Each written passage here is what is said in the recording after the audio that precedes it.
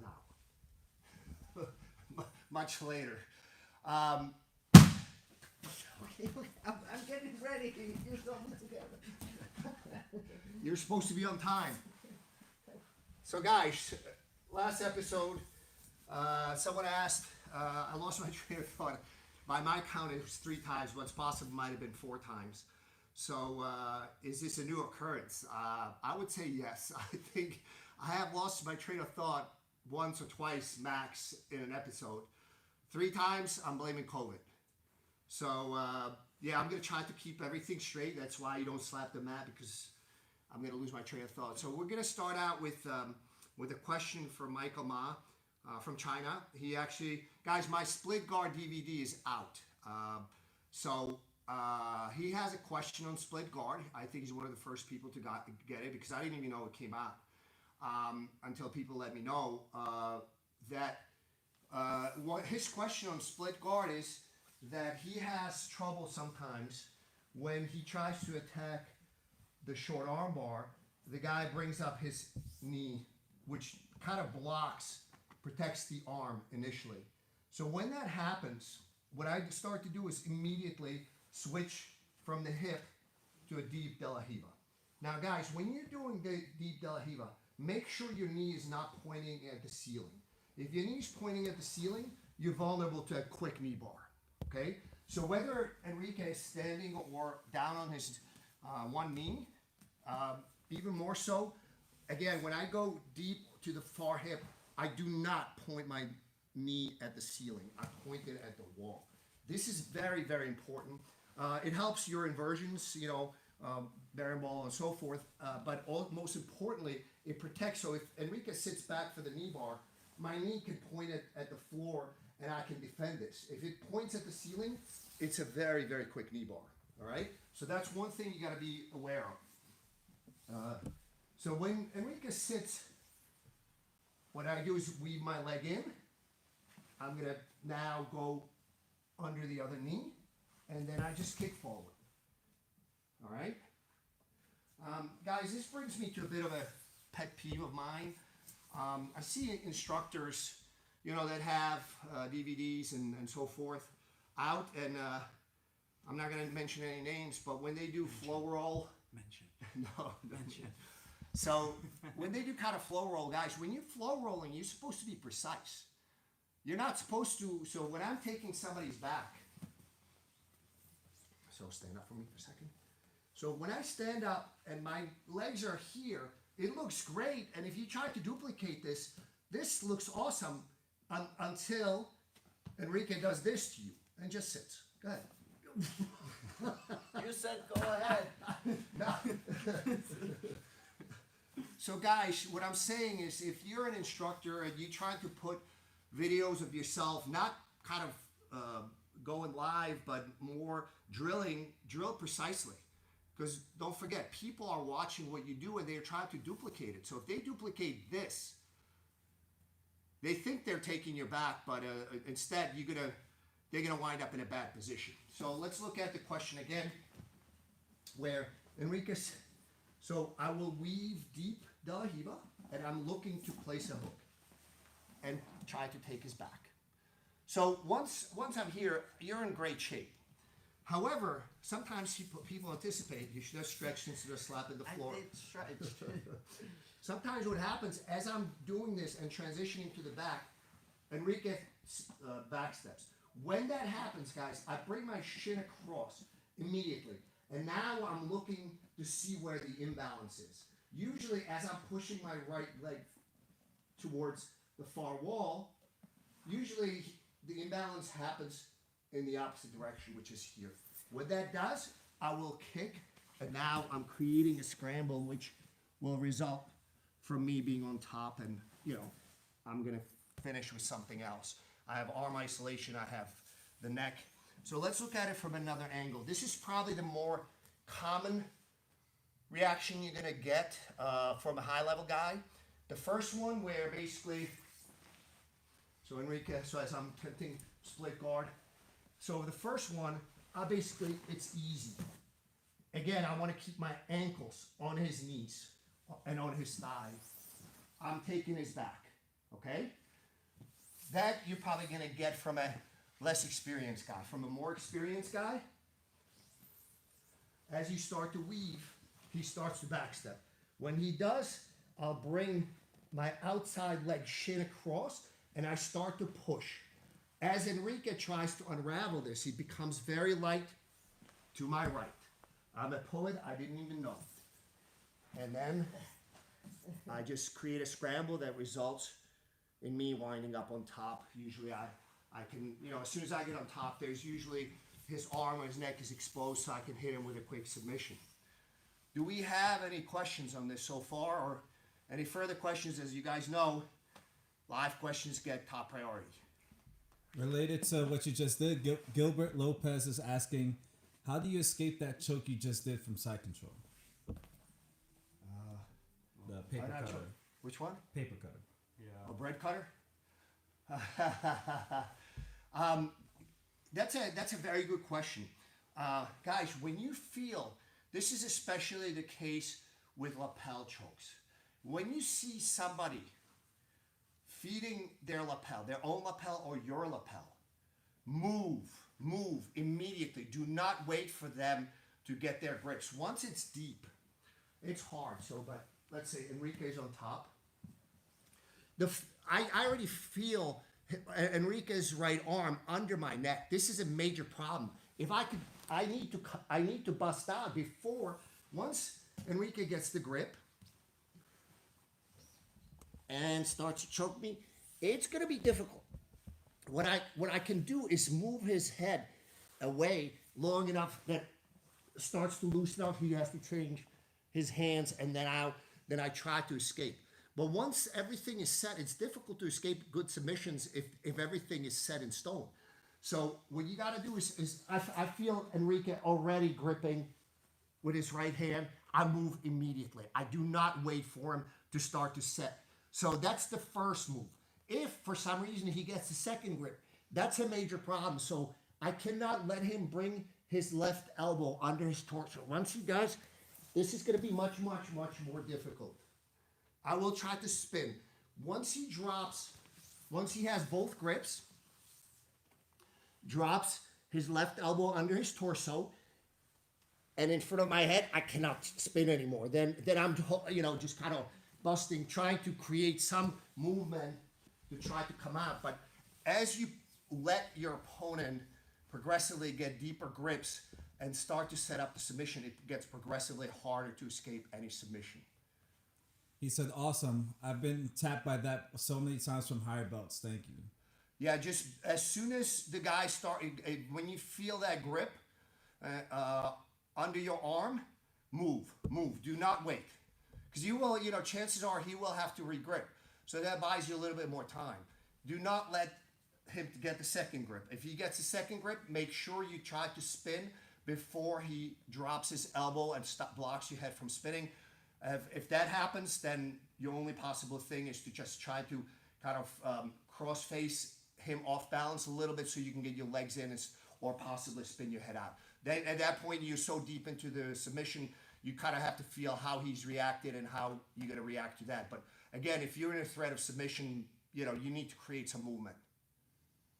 And related to that same technique, GM Baseball is asking, is a near side armbar your follow-up when the uke escapes your bread cutter? Possibly. You've been watching, Greg. So as I'm attempting, he actually blocked my grip. But if he tries to spin.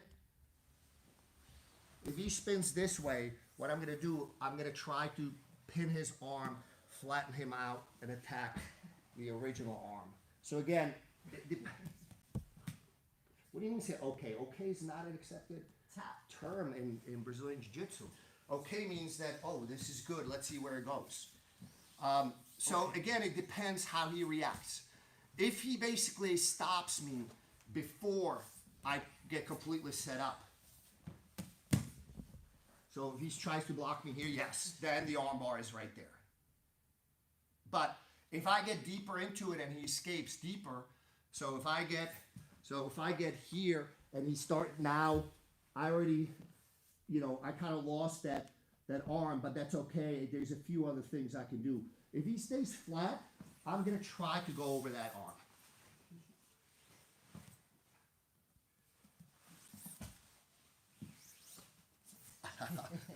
Are we doing this? We're doing this.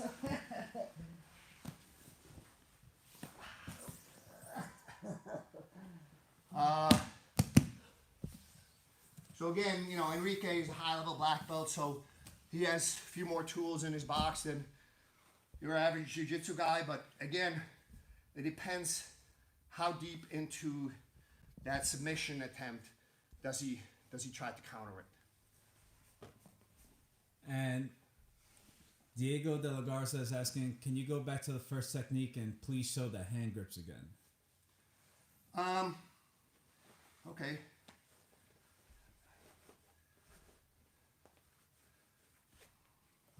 So, I'm attempting. I'm guessing he's talk about this. Yes, I believe that was the first one. So usually, if I'm trying to feed his arm with my left leg, but Enrique successfully blocked it. What I would try to do is grip his sleeve, but I actually need to go cross. So if Enrique just stays here, I'm just trying to get his arm out of the way so I can do this. Let's go back. You don't necessarily have to have the grips fully, so as I'm attempting, I may just kind of almost do it with my legs. With no-gi, if I don't have the belt, no-gi I would probably grip the far side, far hip. All right? So it's the hand grips are not essential.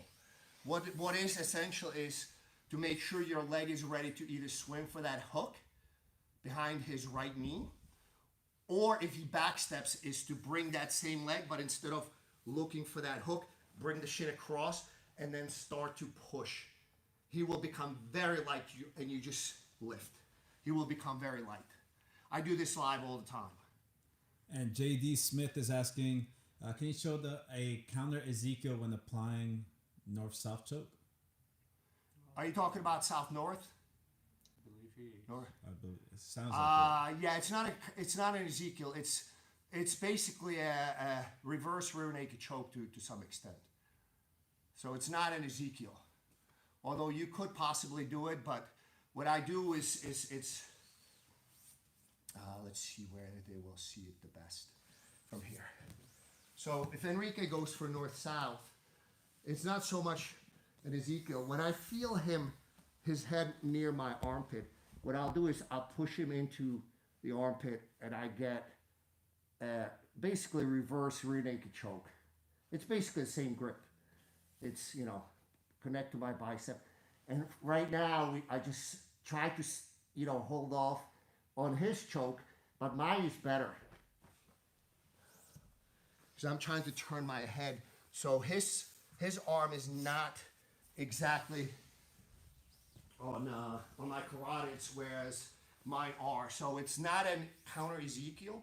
It's basically the same grip as a reverse rear naked choke. When you feel the guy kind of put his head close to your armpit, at that point, I don't try to set it up. That's a mistake on my part. I got caught too deep. Normally, you should try to stop it before it gets to that point. You should try to turn your head, but once the guy turns your head and you really can't turn your head a whole lot, that it's important is just pay attention when his head, because he's usually going to be scooting back, his head is going to get close to your armpit. So what you do is just make sure that it kind of gets lodged in there, and then you just lock up a reverse rear naked choke and roll the shoulder forward. Usually when the guy's doing the north-south choke, his neck is extended, so when you counter him with the south-north choke, you have quite good grips on his carotids. And Jim Baseball is asking, are you closing one carotid with your body on that choke? No, it's pick a side, any side. Oh.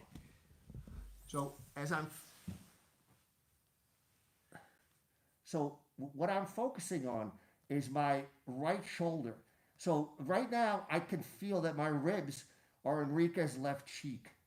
So I don't really I'm not cutting off the carotid on his left side, but I'm cutting off the carotid on the right side enough that it becomes a very, very strong choke. As you know, if you've seen in previous episodes, guys, you do not have to cut off both carotids. One is enough. I'm curious if anybody remembers the story I told when I was in university. That was before my jiu-jitsu time, but I had to I do realize that how it's better to constrict both carotids, but if you constrict one enough, it's quite good. So on this side, it's kind of like he's protecting one carotid with to some extent my body's not quite on it, but this one I know exactly it's right on the carotid. And it's guys, a good drill for you to pay attention to, whether you're doing a guillotine, whether you're doing arm triangle, north-south, south-north choke, is that shoulder forward rolling motion is extremely important in jiu-jitsu. A lot of times this will get you the submission, whereas no matter how much you're pulling your arms and driving is not going to happen. And next question is from Engsberg. He's asking, I have a question about how to train when the instructor is showing sloppy techniques. I recognize I'm just a blue belt and definitely don't know everything, but what would be your advice? Teacher, instructor. Oh man, that's a tough one. I'm a purist. As you well know, periodically we have people complaining about the audio, but I pay attention. You could ask Mike, you could ask Enrique. When I do something and I'm not happy with the technique that is on the video, I will do it again. I really pay attention to technique, because to me, technique is something that you can continue to improve, forever, until as long as you can train. Whereas the other things, not so much. But it's extremely important to me. Sometimes you have no choice. You have to be with an instructor that's sloppy. If he's a good guy and he's willing to have his mind, if his mind is open or her mind is open, that's fine. But if you have a choice, people say, oh, all the time. This happened to me all the time. I mean, I used to commute. I live in the New Jersey suburbs. Anybody that's familiar with the traffic in the New York City metro area, it's an hour and a half each way to go into the city. And that's a good day. That's normal. If anything happens, it could be 2 hours, 2.5 hours. I commuted to Renzo's. Initially every day, then 3 days a week. Now I have good training partners in my schools, but it's important enough for me to have access to the best technique, the best training partners. I don't really care whether I'm driving I'd rather drive an hour and a half than have the guy right next door to me and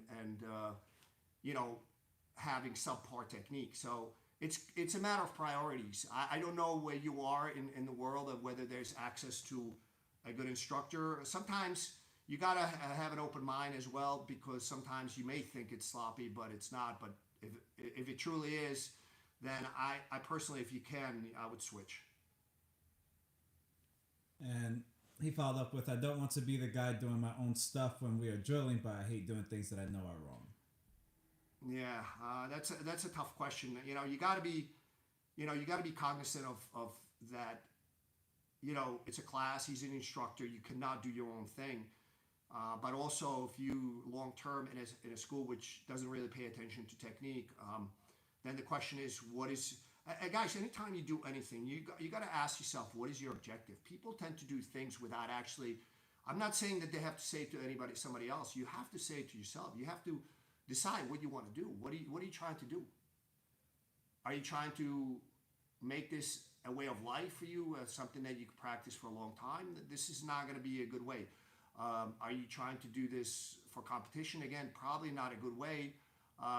Athleticism and, meaning explosiveness and speed and so forth, strength and so forth will carry you pretty far, but only so far. I'm not telling you to switch schools, but again, this is a thing that is very important to me. And if I don't have an instructor with good technique, that would be a major problem for me. And last thing, J.D. Smith clarified with, when applying the north-south choke, how to counter an opponent trying to do an Ezekiel choke. Oh, from the bottom? No, how you will counter the south-north, basically. No, they're instead of the south-north, I guess they're going for the Ezekiel. How would And you what counter? would be your... Okay, so I'm doing the North-south. So you're doing the Ezekiel on me? Yes. Okay.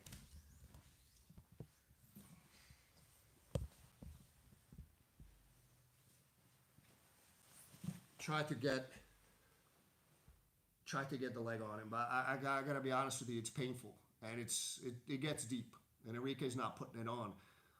It depends how deep it is. Once it's deep, it's there's in UFC there is an instance where I don't think the guy necessarily dealt with it the right way, but the guy on the bottom of the mount, Ezekiel choked the guy on top. And if you're in mount, theoretically, if you mount it, you're not on the bottom, you're on top. Theoretically, you should be able to get out, but he couldn't. I don't think he dealt with it necessarily with the right way. What I would try to do is, if there's any gap, I try to swim my arm in to basically start to separate the fist from my carotid. But I didn't feel that with Enrique, partially because of the gi, but partially because, and he wasn't squeezing that, that hard. So it's once it's deep, it's pretty bad. So you need to try to get the leg on him and see if you can kind of posture up. At some point, what happens is when you're trying to posture up, it actually gets worse before it gets better. So, hold on a second. So if I can, I try to swim in the gap. The other possibility is, this actually is getting worse right now. But if I can get my leg on him before I pass out, the grip is gonna disengage. So you have to try to either find the gap, try to swim your arm through that. That can usually disengage the grip. The other possibility is to get the leg on and try to just open up, but understand that for a split second or two, it's gonna get worse because with Ezekiel, a lot of times it's as the elbow come closer and the guy extends, the guy doing it extends his arms, it's actually driving deeper into the carotids. And just like that, guys, we're out of time.